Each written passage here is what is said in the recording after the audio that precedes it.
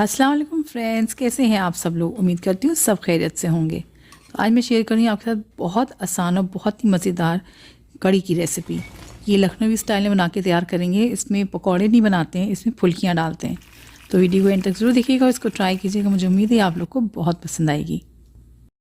तो सबसे पहले कर लेंगे कड़ी के मिक्सचर की तैयारी।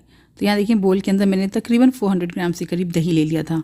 इसके अंदर डाल दिया है 1 टीस्पून हल्दी। हल्दी थोड़ी ज़्यादा चाहिए, यूँ पीली कड़ी ही अच्छी लगती है।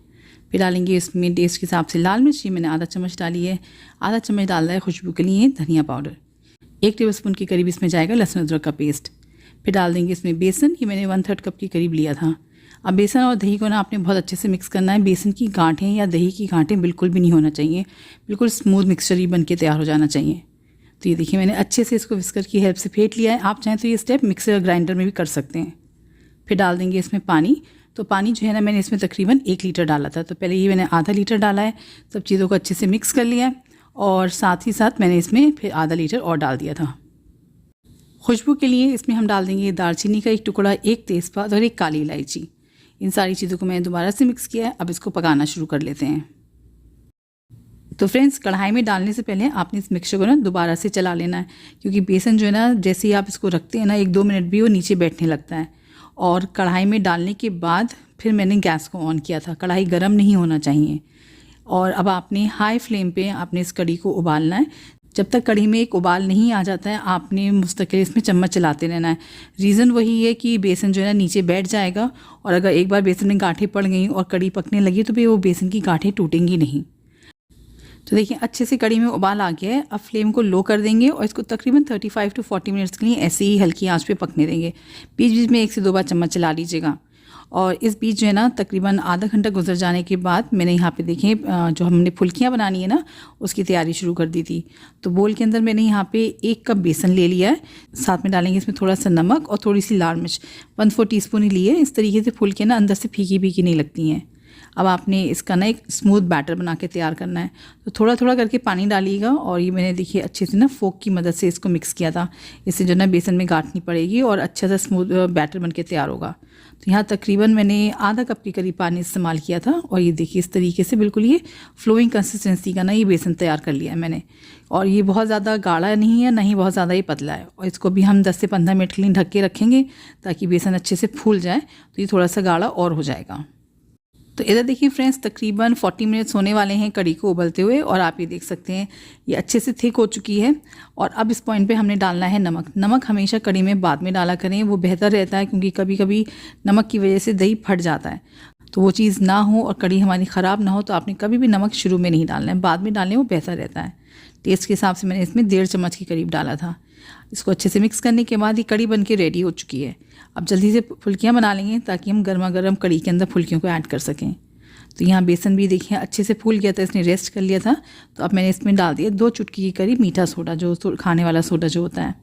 इसको मैंने अच्छे से मिक्स कर लिया है। सोडा डालते ही आप देखेंगे ना बेसन अच्छे से फूलने लगेगा। तो ये बिल्कुल परफेक्ट हो गया है। इसकी हम फुल्कियाँ बना लेते हैं।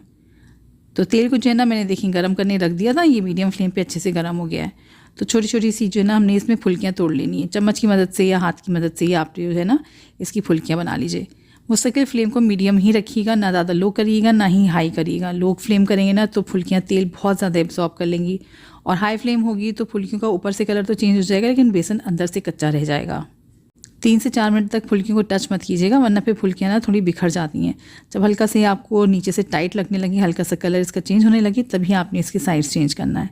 और तकरीबन 8 से 10 मिनट लगेंगे और ये फुल्कियों का एक बैच बन के तैयार हो जाएगा। देखें ये परफेक्ट सी फुल्कियाँ फ्राई हो चुकी हैं। इसको निकाल लूँगी मैं तेल से। और जो बचा हुआ मिक्सचर है ना उसको भी मैंने फ्राई कर लिया है। तो फ्रेंड्स, जब तक कि मैं सेकंड बैच फ्राई कर रही हूँ, आप मुझे कमेंट सेक्शन में ज़रूर बताइएगा कि आप ये रेसिपी किस शहर से, किस कंट्री से देख रहे हैं, ताकि मैं आपका स्पेशल थैंक्स कर सकूँ। और आज का स्पेशल थैंक्स जाता है कमाल अशरफी जी पूना से, अनीस फातिमा हैदराबाद से, और नदीम अंजुम जी दरभंगा बिहार से। तो फ्रेंड्स देखिए ये फुल्कियाँ बन के तैयार हो गई हैं। तो जो कड़ी थी ना वो मैंने बोल में निकाल ली है, जिसमें मुझे सर्व करना है। तो इसके अंदर साथ ही साथ हम जो है ना फुल्कियाँ भी डाल देंगे, ताकि फुल्कियाँ जो थोड़ी सी जो है ना एब्जॉर्ब कर लेंगी कड़ी को। गर्म कड़ी है तो फुल्कियाँ बहुत जल्दी सॉफ्ट हो जाएंगी। तो जब तक ये भीगी हुई हैं कड़ी के अंदर, इसके लिए हम इसका तड़का तैयार कर लेंगे, जो कि सबसे इंपॉर्टेंट होता है कड़ी के लिए।